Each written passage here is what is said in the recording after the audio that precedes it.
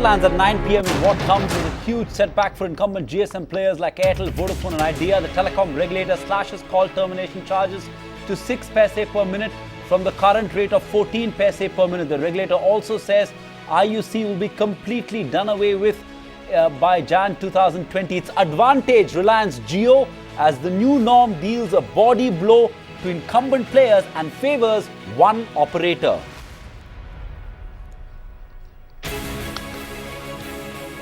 The government steps on the gas in a bid to rev up a sagging economy. Finance Minister Arun Jaitley gets into a huddle with his cabinet colleagues to assess the need for a fiscal stimulus package. Sources tell Yo Chanda the government may agree on some giveaways on the fiscal front to pump prime the economy.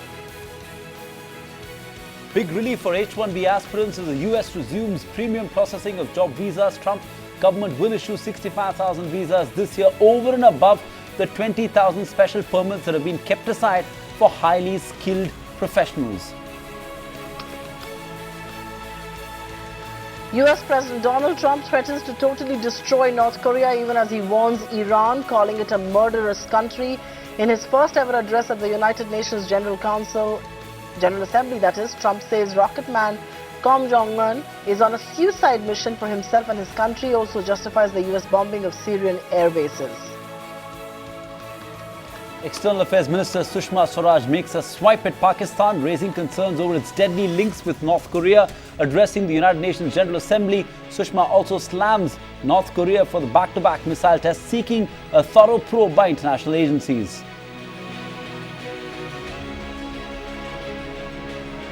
Myanmar prepares to repatriate Rohingya refugees amidst immense pressure from several global powers.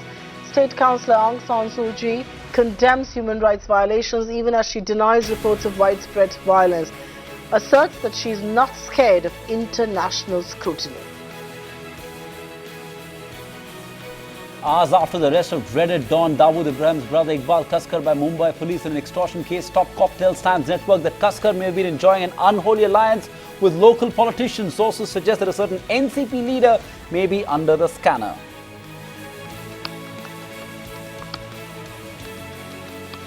Heavy rains bring Mumbai to its knees yet again in a reminder of last month's deluge. Strong showers bring suburban train services to a halt.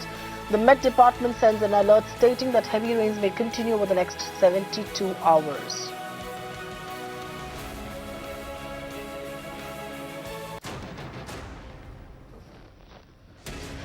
I'm Supriya Srinath in New Delhi, and joining me in Mumbai is my colleague Sandeep Gurumurthy. Now, growth is down, consumption is muted, private sector isn't investing, exports are weak, current account deficit is ballooning. Clearly, we are far from being this bright, sweet spot that we just were a year back. And so the finance minister today did meet a bunch of his own cabinet colleagues to look at ways to pump prime the economy and rev up the growth engines. As New Delhi does its bit, we will do ours. And so we've consciously chosen to keep this debate restricted to only politicians. We've kept corporates, economists and experts out because we know it is a political consensus that is most difficult to arrive at. Sometimes it's the government that's on a high horse and sometimes it's the opposition that obstructs. But India today wants an answer from a political class. Why should India be denied growth? Why should politics trump economy over and over again? We are putting together an agenda for growth that will boost the economy, create jobs, create wealth and help us all rise with India. Good evening, ladies and gentlemen.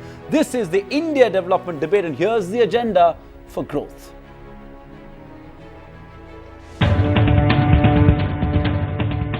Years ago, India was touted as a rare bright spot in a gloomy global economy. Since then, a lot has changed. GDP growth started slowing down drastically. Twin deficit of CAD and fiscal have re-emerged.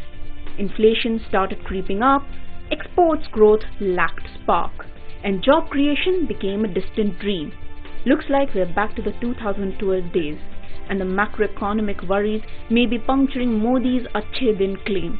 And that's exactly why we at ET Now are looking to reset the agenda with top 10 issues that need immediate attention and will help in reviving the animal spirits in the economy. To begin with, manufacturing sector that contributes to almost 17% of GDP needs a big push. It needs incentivization so that India can compete with China to build capacities of scale. Medium and small enterprise have been languishing post-GST. the government needs to ease tax compliance for small companies so that they can spur activity on ground. Infrastructure growth has a multiplier effect. Off-budget borrowings by states backed by agencies can get funds without squeezing the government's own finances. Agriculture needs immediate attention. Government should look at ways to boost farm productivity while easing farmer distress.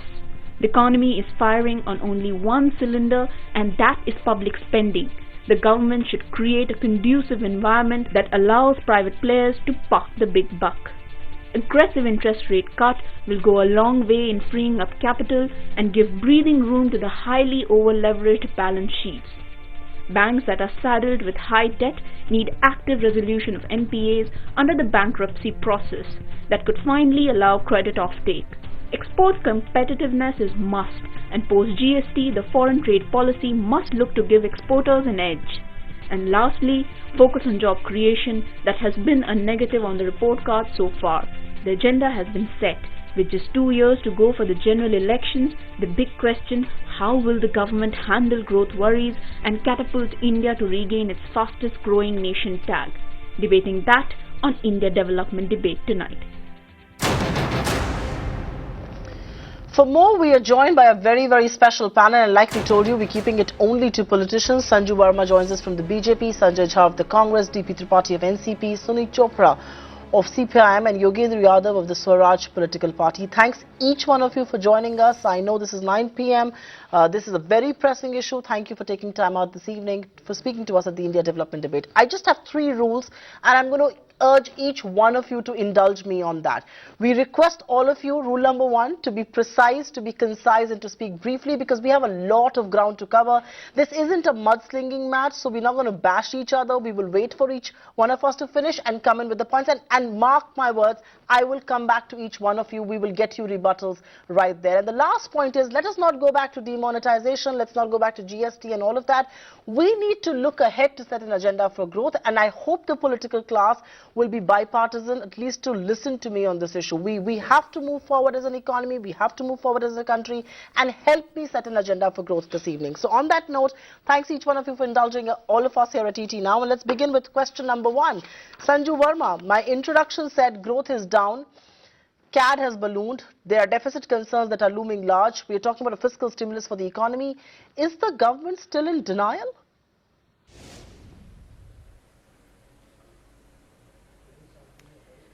Okay, I'm glad you asked me that question, Supriya. I do admit that last quarter the GDP fell to 5.7%. But let me, remind your audience, and let me also tell you very categorically that for the last 3 fiscals, the growth has been 7% plus. 7.5, 7.9, 7.1. Were we not aware that post-demonetization, which I believe is a game-changing step by the Modi government, there would be a quarter or 2 of disruption. So let's not go ahead of ourselves and try and miss the broader picture. Where has the Modi government actually done extremely well? Don't forget that the current account deficit, which was as high as 6.7% for December 2013 quarter, and for fiscal 2014 it was more than 4.5%. Ever since Modi government took over, the current account deficit has been less than 2%, in the region of 1.1 to 1.6%. Has it gone up this quarter to 2.4%? Yes, it has. But the base effect had to show its impact, because last quarter, last year, same quarter, it was a measly 0.1%. The important point to note is, can the current account deficit be financed? Yes, it can. Because we've pulled in something like $27 billion into the Indian economy by way of FII flows, both debt and equity. What has been the FDI inflow? More than $100 billion in the last 3 years of Modi government. As long as trade deficits can be financed by capital flows, which are more permanent in nature, and not FII flows, which are more transient, we are good to go. Point number 3. Right. The IMF has on record stated, unless the panelists here want to disagree with the IMF, it talks of a 7.7% growth for the Modi government-led India next year, saying that the tepid growth this year is just a disruption and a temporary one at that. So Okay. let's not dispute the IMF, which has been very right on India in the last couple of years. Okay, fair enough. Point Fair. number Sanju, we can't have 10 points. You made 3 points. Sanju Verma, you made 3 points. Sanju Verma, allow me to interrupt you. You made 3 points. Let me get others in as well. You made 3 points. I'll come back to you. Let me get others in as well. The idea was just to provoke you right at the start. And like we said, the idea here of this debate is to come up with an agenda for growth. We believe the government has a significant role to play. We also believe there's much that the opposition needs to do, which is why we've got representation across the political spectrum, which you'll appreciate. Yogendra Yadav, let me come to you first. You know, we did this debate yesterday and we kept politicians out of the debate. We got some of the finest economists of this country, and the overwhelming view was that there is a need for stimulus, that the economy needs stimulus, and it's time that the government looks at pump priming the economy. There was a meeting of the finance minister with cabinet colleagues later this evening, which just concluded, and one gets the feeling that they discussed steps to pump prime the economy as well. Let's not talk about why we got here. My simple question, do you believe, Yogendra Yadav, that the economy is in need of a stimulus package now? You could say that again. The economy is in need of something big. The economy is in need of attention, first of all.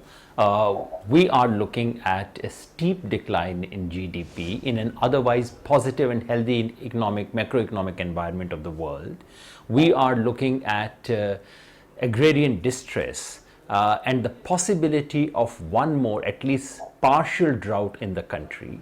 We are looking at unemployment, jobless growth, which is made worse by the government's own demonetization, the slowdown of the economy inflicted by the government. So yes, the economy needs something big. But when we say it needs a stimulus, the question is, who do we think needs a stimulus? Who is the economy? To my mind, there are two things which need urgent attention, but I don't know whether there's a quick fix available for that. One is agrarian distress. The situation is getting from bad to worse. The previous good harvest year actually put the farmers in a crisis because they didn't get prices. This year doesn't seem to be that good a year. The farmers need a big debt waiver. The farmers need some assurance of prices. I do not know if the government would be able to manage resources overnight for that. And on the employment front, some big infrastructural spending is required to give stimulus to employment. I do not know if the government would have those kinds of resources. Okay. I'm glad you're at least touching two big points. So yes, the agrarian crisis needs the government's attention, and that should be one part of the stimulus, and the big infrastructure projects, and which means big business will need stimulus. Let me just see what the Congress party thinks and believes at this stage. Sanjay Jha, do you believe the economy is in need of a stimulus? And if indeed there is going to be one, what area should that stimulus be touching upon? Yogendra Yadav identifies two big areas. Agrarian, that's one part of the spectrum, and infrastructure, which is big business, the other part of the spectrum. Do you dispute that, or do you agree?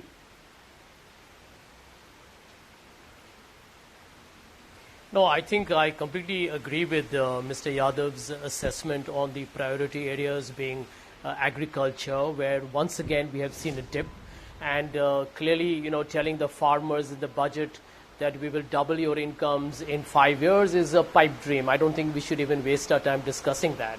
I think the fundamental point, I think at this point that we should worry about, Supriya, is that you have already exhausted 92% of the targeted fiscal deficit number for the entire financial year.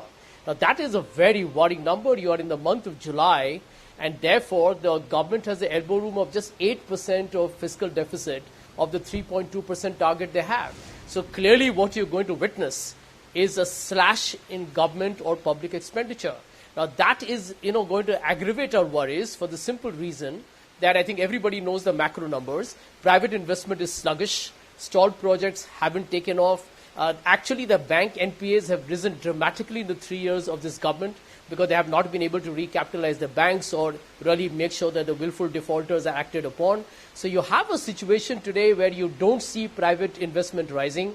If government spending comes down, and I think the biggest failure of this government, Supriya and Sandeep, has been the fact that although the world economy has been by and large stable to rising, exports have been absolutely disastrous. So therefore you have a situation today where you're dependent on to a great extent on private demand, which again has not been up. So at a macro level, you are, and let's accept it and bite the hard reality, the Indian economy is on a free fall. Now you need a big push. Now where will the big push come from? Now ultimately the truth is that you have to boost the small and the medium enterprises in India, where credit has not been good at all, and agriculture. I think agriculture has to be somewhere the critical backbone. Because all of this, negative signals is impacting jobs. Right. And end of day, Sanju, the 5.7% has got the potential to fall down further. Okay, Sanjay Jha, okay, you made your point. I know No, Sanju you Verma, are being unfair. Sanju Verma, I'm coming to you. I'm coming to you. But you chose to interrupt I am coming to you. I am coming to you. He did not speak longer than the stipulated time. Sanju Verma, I'm coming to you. Let me get in a word from Sunit Chopra here. One of the points that, it's evident that the economy needs a push. It's evident, and obviously the fiscal situation isn't great. Like Sanjay Jha pointed out, almost 92% of our fiscal deficit target for the year has already been met. So the big question is, where's the money going to come from? And we believe the money can come through strategic asset sales, something that the government has indicated its openness to doing. But the problem is there's so much of political opposition to it. When they talk of privatizing Air India, we have the left parties up in arms. When you look at, selling its stake in, for example, why should the government run hotels?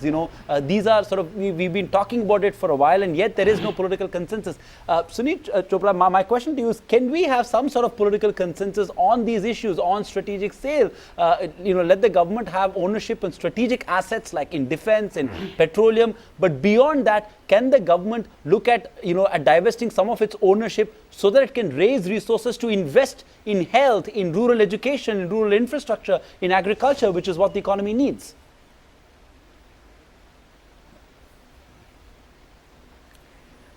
It is true that the economy needs development in agriculture.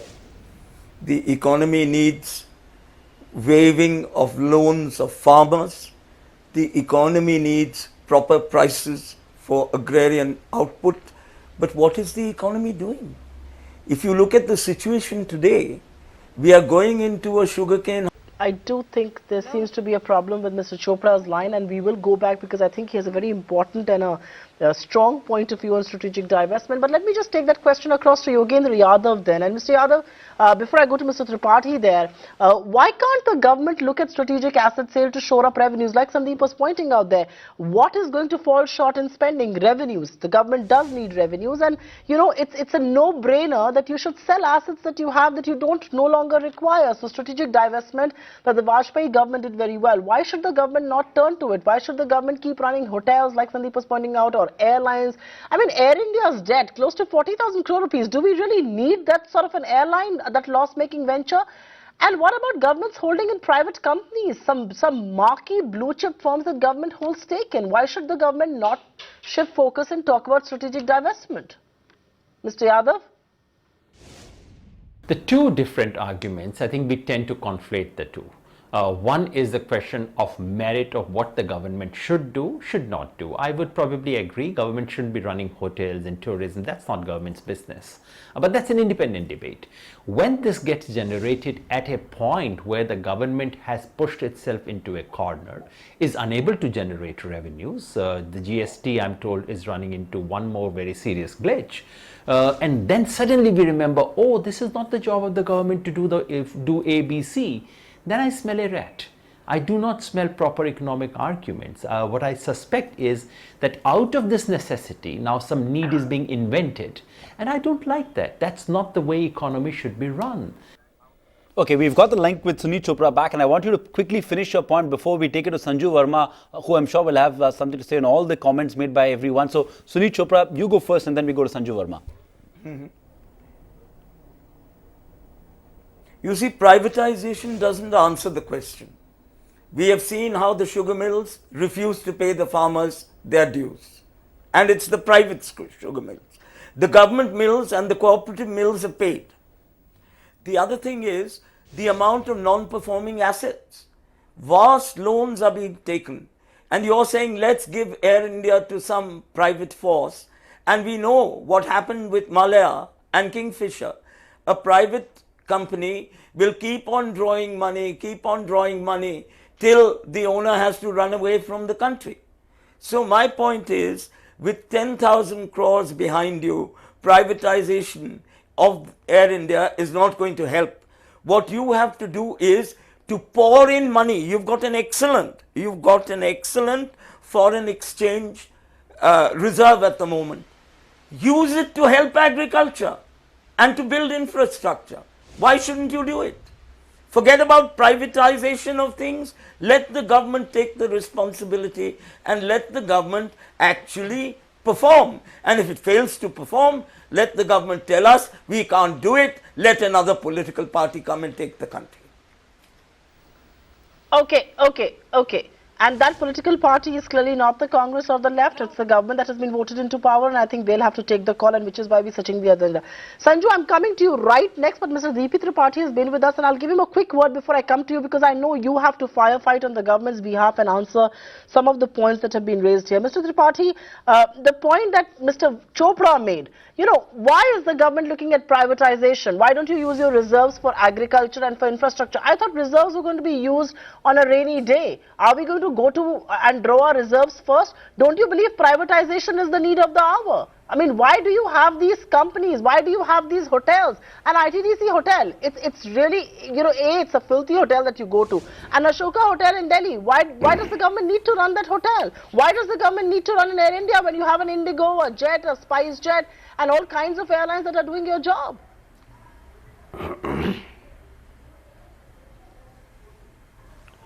No, you are raising the correct questions. I don't agree with Comrade Chopra in one sense that, first, in order to see the future of economy, what you are really debating tonight, you have to see the problems.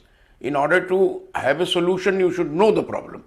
The problem is, I'm not repeating what other people have said from Yogendra Yadav to Sunit Chopra. I agree with them on different aspects, especially the agrarian crisis and the unemployment questions. You see the peasant movement right from Tamil Nadu to Maharashtra to Madhya Pradesh to Rajasthan, Uttar Pradesh, Haryana, all these parts of the country are seeing the kind of peasant movement which is a result of that widespread agrarian stress.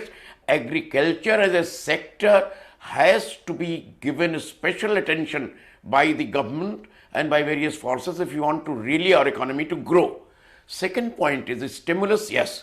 Push for economy, yes. But push in whose interest? And there I agree with you that Air India, hotels, all these do not concern the majority of the people. Yet their money goes to still continue their functioning. Why they should be in government hands? Second, as far as the privatization is concerned, I would like Comrade Chopra to at least talk about the experiences, what is happening in China and Vietnam, for instance. I had been in Vietnam, the way they are going for privatization. Right. Chinese, of course, how their economy has developed 5 times more than us. That we'll have to see if we want to develop our economy. Okay, good point. So I would say, fair enough. D.P. Tripathi, I am going to interrupt you. What is happening? No. Let me just. Okay. Yes. D.P. Tripathi, so I'm just going to interrupt you for 30 seconds. I'm just going to interrupt you for 30 seconds because I gave everyone 60 to 90 seconds to speak. But your point is noted, and I welcome the fact that an opposition party is playing a constructive role. It's good to see the NCP back strategic asset sale. It's good to see the NCP, talk the language of privatization. This is political consensus that we need. I hope the Congress party, which in spearheaded economic reforms in the country, will also play ball on these contentious decisions. But Sanju Verma, and I know you want to sort of come in with a counterpoint to all that everyone said, but I want to step in my question as well, which is 2 very quick questions. One, is the government going to look at pump priming the economy, or is the government going to be obsessed with the red line on fiscal deficit and not look to breach that? Because if you're not going to pump prime the economy, then we're in a spot of bother. And number 2 is, will the government now push the pedal on strategic asset sales? We welcome the move to privatize Air India. We can do debate after debate to help you build political consensus on privatization of Air India, but take more steps in that direction. Don't stop at Air India. Take more steps. Why should the government hold a stake in ITC and Axis Bank? Raise money through these resources to invest in public health, in public infrastructure to pump prime the economy. Quick retort to these 2 questions. Sanju Verma.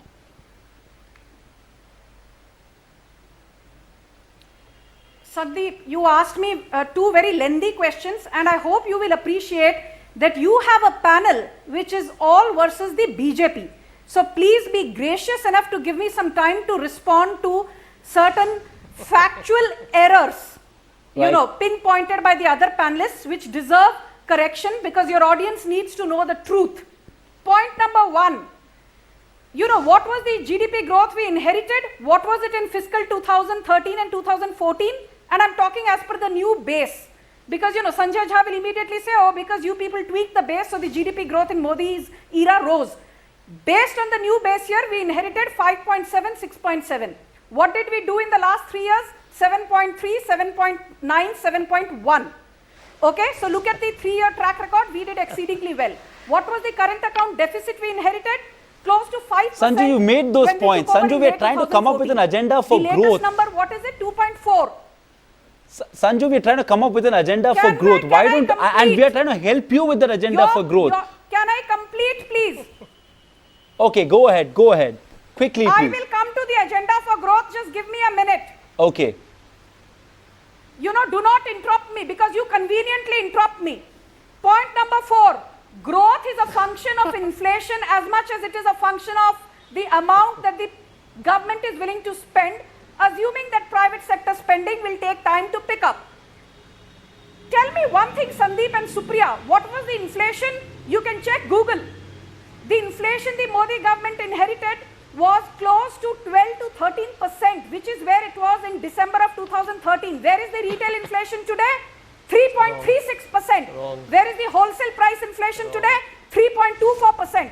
What was the wholesale price inflation for the better part of Sanju, last you're year? making this Negative. a BJP Congress That time you debate, people and I said, don't oh, want India this is to be a going through BJP disinflation Congress and debate. deflation. I don't So let want me this to be a complete. BJP Congress debate, Sanju. I don't want this to be a UP NDA debate. We're trying to talk of substantive Let me now issues, come to and we are strategic supportive sales. of the government's move Let on me come to privatization. I'm strategic asking you, sales. what will you do on that front? We've seen the NCP back the government on So can I privatization. come I'm not to sure they've done this strategic before. We welcome that. Why can't we move to substantive issues instead of saying UPA, NDA? I think that's going to get us nowhere.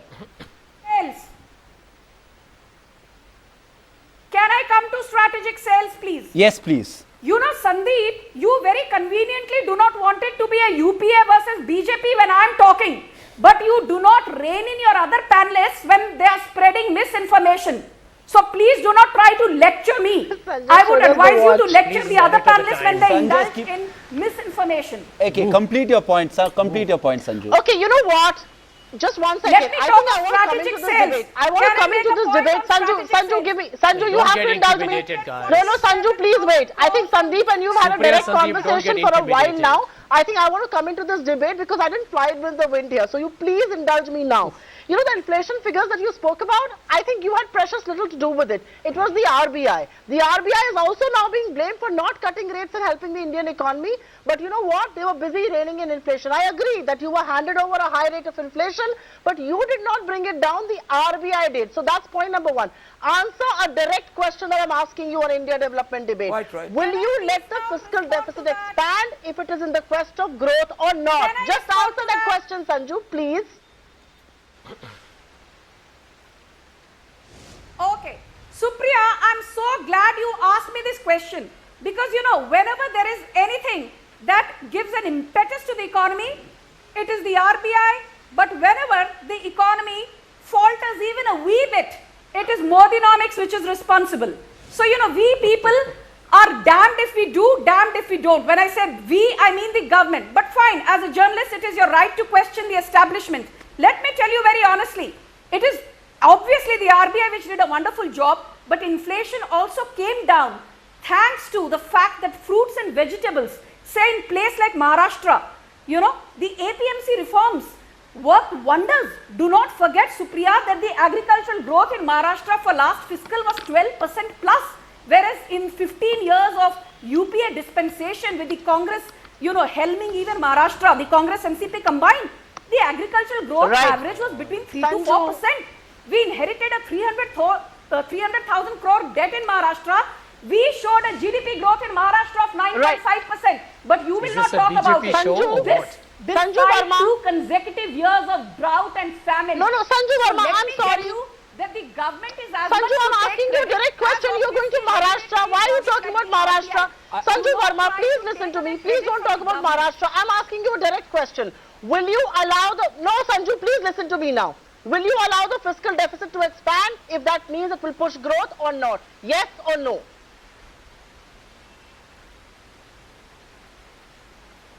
Supriya, now please keep quiet because your questions are lengthier than the amount of time you give me to answer. Sanju What was Verma, the you've been fiscal speaking for the deficit? last 5 minutes. Please There's no one listen else to who's me been for talking but 60 you. So can you seconds. please give a quick answer Unbelievable. and let's get other participants in, please, quickly. Oh boy. Okay, heard you. Unbelievable. What was the fiscal deficit that was inherited by the Modi government? 4% plus. What has been the fiscal deficit in the last 3 years? 3.9%, 3.5%, and it is likely to be 3.2% this year. So yes, do we have room for fiscal laxity? We do have room. What is the problem we inherit if we breach 3.2%, which is our stated target for fiscal 2018?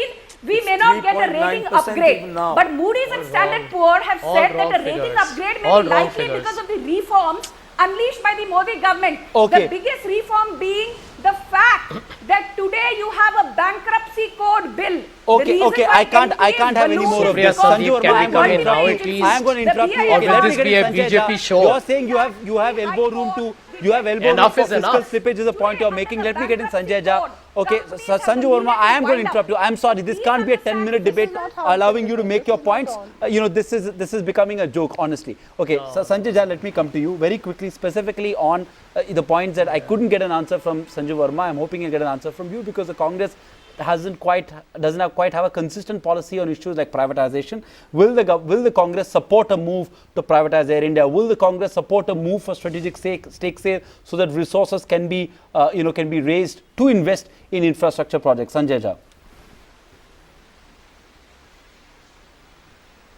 Sandeep, a very appropriate question. Let me reiterate on your program. I know you got a good viewership and you are a well-respected business channel. Whether it's liberalization or privatization or foreign direct investment, the Congress party has actually pioneered most of the structural changes in the Indian economy beginning 1991. I mean, the only difference between us and the BJP has been that we believe that you need growth, you need to actually, kind of open up the economy to foreign investors and vice versa. But we believe in inclusive growth. We have also felt that you need to counterbalance that with, subsidy, welfare and, greater public expenditure. Because India has a great inequality problem and that is not likely to be just got through growth, giving you tax collections which will then create a trickle-down effect. That model is not worked in many parts of the world and will definitely not work in India. That is the fundamental difference between the Congress and the BJP. On your strategic assets question, I think, what we should answer here is that all of them need to be taken on a case-to-case basis. Now, I'll give you an example. As I agree with Mr. Yogendra Yadav completely on that you can't suddenly decide to hive off any entity, whether it's a successful Navratna or a loss-making Air India, simply because you're pushed to a corner, because you need to get the ideal valuation of public assets because they are essentially government-owned and therefore all of us become shareholders. So I think, these things have to be thought through. The Congress party did so much of PSU divestment, and if it's on a case-to-case basis and it's done in a transparent fashion, I'm sure all political parties will see a merit if there is one. I want to make one last point because, we are living in the age of fake news and post-truth. And I need to tell the BJP spokesperson, on your new GDP index, you inherited 6.9% GDP from us. You're today down to 5.7%. Know your facts and figures before you speak on a serious channel. 6.7. I am not getting into the growth debate. I will not let both of you hijack this debate. I am going to stick to the point of subsidies because I think subsidies have been the bane of Indian economy. Put down their audio. That's what I'm going to ask my director to do if both of you don't keep quiet. But just wait for a minute. Mr. Sunit Chopra, I think the point that, we are raising on this show is about subsidies. And, there's been a lot of debate about petroleum subsidy. What should the government do? We at TT now believe the government perhaps did the right thing by sticking to its guns and not wavering on not allowing oil marketing companies to go ahead with a fuel price hike when warranted. Because the simple logic is that when gold prices have gone up, Indians have bought gold. But every time there's a fuel price hike, all hell breaks loose. There is a bit of a loose stock there, is there not? Because the government can't be investing in infrastructure and also be bearing a huge subsidy burden. That's not going to be possible. In the petrol subsidy, the government has paid 3 elements. It has paid the refineries, it has paid those who are selling petrol, the dealers, and it has paid the transport. It has not paid anything to the common man. And the petrol subsidy has fueled a situation where we have gone beyond inflation. Today there is in fact low inflation because the Indian people cannot buy anything. Today 1% of the Indian population owns 58% of the assets. Today 1% of the Indian population has 22% of the earnings, which is even more than the USA. So my point is that you cannot make the people any poorer than they are when 30% of the Indian people don't know where the next meal is coming from. But Sunit So, Chopra, I don't think the it's poor not are a buying question petrol. Point of noted, but I don't think the reducing poor are buying petrol. And this is a contrarian view that ET now takes. Probably the only channel that's taken this view that we actually support the government on its policy as far as petroleum is concerned. And I know Sanju Verma wants to raise I can't come to you, Sanju, and I hope you sort of appreciate our intellectual honesty, because frankly we believe in the development of the country and resources need to come around. And so if you're going to do it by having excise duty on petroleum, so be it. Okay, but I'm not coming to you, Yogendra Yadav. Let's talk about fertilizer subsidy. Fuel subsidy is one part of it. Fertilizer subsidy, another massive amount. Yogendra Yadav, let me get a word from Yogendra Yadav, and please, he's been quiet. Do you believe there's a case to relook at the subsidy bill in totality and specifically on fertilizer subsidy? Do you think that's something that the government needs to do? Yogendra Yadav.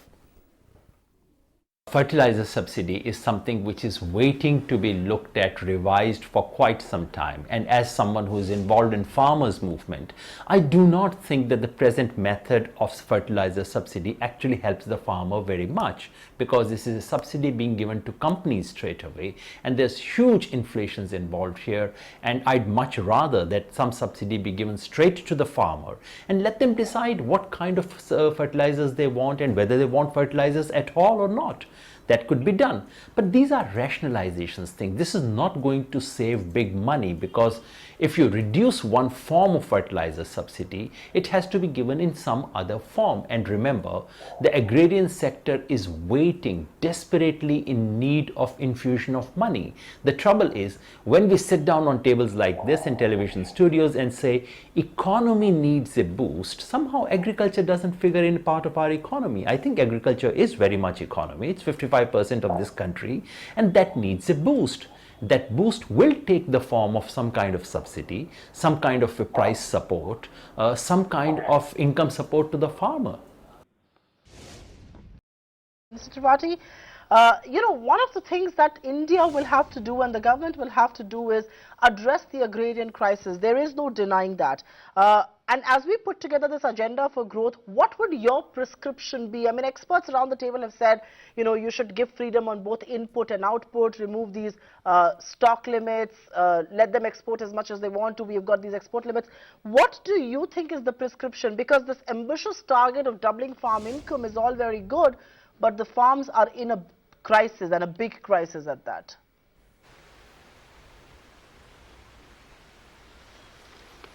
You are very correct when you say that there is very critical agrarian crisis in the country. That is true. But the point is, you cannot even improve upon your exports without really pushing the agrarian sector in India. How can you push that? You look at the area, there is another point which has not been made in this debate. If we talk of India development debate, I want to state very emphatically, you cannot have development in India without questioning, without sort of tackling the women's question in India, the question of women's education, development. And there I have to suggest for all the panelists and all your audience a model which already exists in India, fortunately. We always talk about the West, talk about this and that. We never talk about our achievements. Look at the Kerala model, which was initiated by the first communist government, elected government in the world in Kerala. Now it has been continued by different governments, whether the Congress government or the LDF government. Now there is LDF government. Look at the women's literacy rate in Kerala. Look at the health care in Kerala. Look at the levels of development, and the point that Sanjay Jha made very correctly, the question of inequality. Comrade Sunit Chopra made that point about rising disparities. We are not talking about it. If we have to really develop India, I talk about growth. We have to tackle the women's question in a big way. It concerns the half of the population. Okay, fair enough. There was only one politician in post-independent India, besides the left, who talked seriously about the women question, was Lohia. Fair enough, DP Tripathi, you've raised a very valid point, and So that's probably a debate in itself. DP Tripathi, you've raised a valid point. Direction. I want to take it. No. Please, I am very precise. Okay. Let me just complete my argument in 2 sentences. Sure. When you talk of growth in any economy, you will have to think of the people. And any kind of economic growth, any kind of a development in the country cannot be development of the underdevelopment. It has to be restructuring and revitalizing of the economy. Fair enough, point noted. Yogendra Yadav, putting the spotlight back on agriculture, and the question that Supriya asked earlier to DP Tripathi as well, is agriculture in need of dire reforms? You know, the government has a stated intent of doubling farm income by 2022. That's in about 5 years from now, doubling farm income. Many would argue that there isn't quite a strategy in place. Is there a need to give farmers more output freedom? Should the government relax export curbs, stocking limits? What else can the government do to sort of give an impetus to the rural economy that's in some amount of stress? As I speak, I'm in the middle of a yatra, Kisan Mukti Yatra, traveling through the South India, and nothing could be heavier on my mind than this at the moment. This doubling of farmers' income, I tell you, there couldn't be a bigger joke than this. This was announced 3 years ago. So far, we've not increased farmers' income by 5%. So far, the government hasn't even clarified, are we speaking of nominal income? Are we speaking of real income? What is the roadmap? Nothing is clear. Yes, we need various kinds of things to be done. Yes, some of the restrictions need to be removed. Yes, you cannot say that the moment onion prices hit 40 or 50 rupees in Delhi market, suddenly exports will be banned and everything would be done. And when the same farmer gets just 1 rupee for his onion, no action would be taken. So of course, certain freedom needs to be given to the farmer in terms of exports and so on. But that's not the only thing. I really would urge and submit that in studios like this, we should not discuss agriculture merely from the point of view of overall production, merely from the point of view of import and exports. Please look at the producer, not just the production. The producer, that is the farmer, is in dire strait. There is a desperate need for income or price support. The government had promised that they would assure the farmers cost plus 50%. The government has reneged on a written promise. This is what the farmers of India would look to. And this, from the farmer's perspective, is a boost to the economy.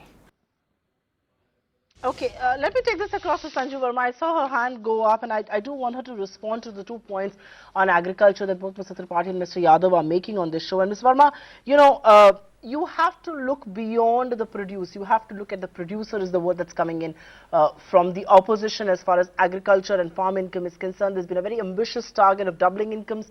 One doesn't seem to be on that course to set an agenda for growth as far as farms are concerned. What points would you take into account, and what would the prescription be? I'll come to you next. You know, first of all, I want to make one thing very clear. Hello? We can hear you, Sanju. Go ahead. Can you hear me, Supriya? Yes, loud and clear. Okay, first things first. Let me tell Yogendra Yadav, you know, he is a former member of the Aam Aadmi Party, and we all know the kind of corruption that we saw in Delhi a couple of years back when onion prices skyrocketed despite the government sending tons and tons of it from Lasalgaon, which accounts for more than 35% of the onion market in India. So, Mr. Yogendra Yadav, you are the last person who should be spewing pearls of wisdom on the well-being of farmers. Now, let me categorically say, what has the Modi government done for farmers? Is doubling of farm incomes by 2022 a mirage? No. What does an ordinary farmer want? Please, Supriya, go and meet people in tier 2 and tier 3 towns where they are installing solar panels. Please ask them how they are thanking Piyush Goyal, given the fact that more than 14,000 villages have been electrified, and all villages will be electrified by May of 2018, well before the government's Sanju official Verma, target of 2019. You know, Sanju Verma, this Let is the me problem. also I tell can you, see every under the panelist nod in Pradhan Mantri disagreement Gram because Sadak Yojana last year, 30,000 kilometers of roads were built in rural India alone. and we are which growing is at 4%, something like more Sanju. than We need to grow at 130 15% kilometers a per day. annum for the next 5 years During for the farm UPA, income to be the farmer doubled. never got the subsidy. It was Can you please keep quiet?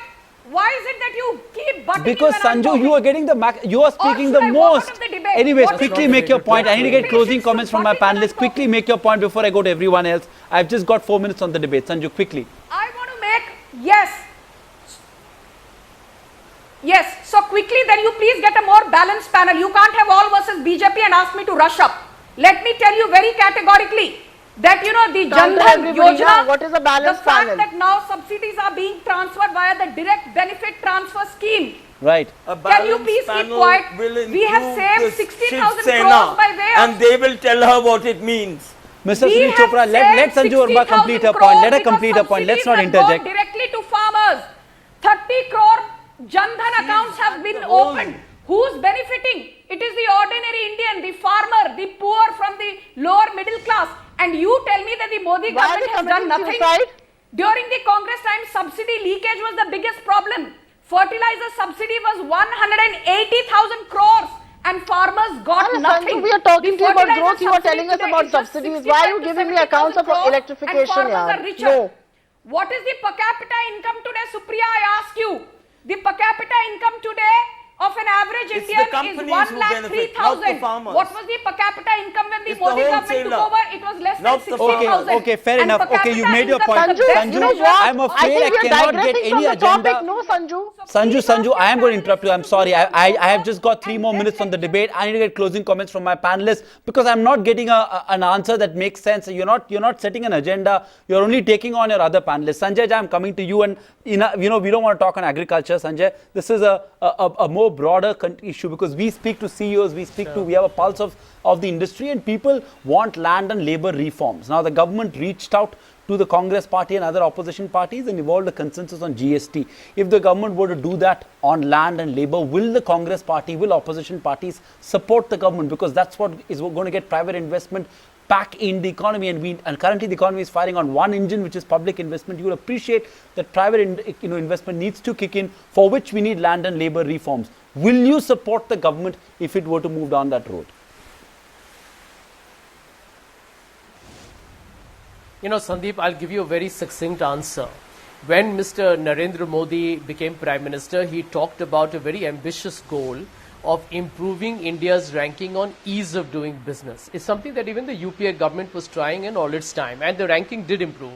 Having said that, the ranking was 130 around the time Mr. Modi became Prime Minister.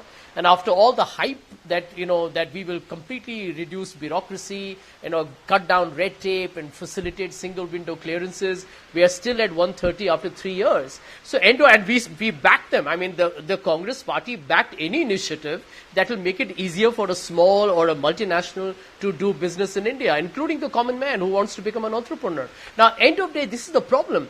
Today, if you are seeing, and I think the Yogendra made a very valid point, if the GVA and the GDP has been falling for 5 successive quarters, and I know both Supriya and you have conducted this program in a very dispassionate manner, and I think with a proactive stance, you will not get a sudden, abrupt, a silver bullet magic potion. That's not the solution you're going to get. This government needs to recognize that running a complex country like India with several challenges for agriculture, industry, and the poor requires a political maturity on its own before it builds a good political consensus. That's a problem. Right. Okay. Talking about political consensus, I'm going to take a cue from what you just said and go to Mr. Chopra. And Mr. Chopra, I know you're on the other side of spectrum as far as this kind of policy is concerned, but for any meaningful investments to happen in this economy, what do corporates want? They want a little less draconian land law, and they want labor laws to be addressed. Are you going to play ball if the government reaches out to get these two things sorted out? Because these are the two things that are stalling reforms, that are stalling investments in India right now. In the highly unequal situation that we have, you cannot have loose labor laws. you are a country that suffers both from child labor and it suffers from bonded labor. So you have to understand, and this bonded labor is not something that is out of the purview of the corporates. Right? We have chocolate companies in India actually using child labor and bonded labor. So my point is, you can't get away from that. You have to protect labor and you have to protect land of the people. You must understand there is another alternative, that is create the home market. And you can create a home market by distributing land among the landless, Right. and also by encouraging them to produce with subsidies, and that money from the home market will actually feed you far better than any exports can.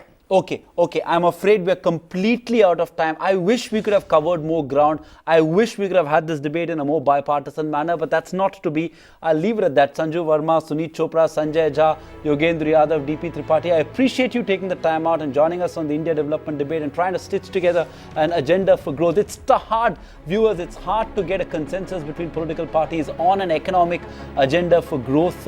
We made a beginning this evening on the India development debate. We won't give up. We're going to be at it and try and get our political parties to come together and stitch an agenda for growth that works for industry, that works for the farmers, that works for you, that works for me, that works for this country.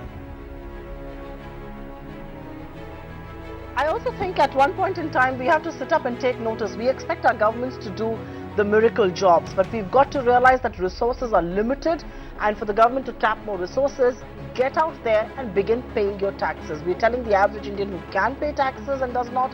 We're telling the average businessman out there, for you to rise with India, you've got to be an honest taxpayer, because the government needs those resources to invest in infrastructure that people like you and I are going to use. We at TT Now will continue to put this agenda for growth till such time that we hammer one and we hold the government accountable for it. It's a goodbye on the show. Up next is Top 10 at 10.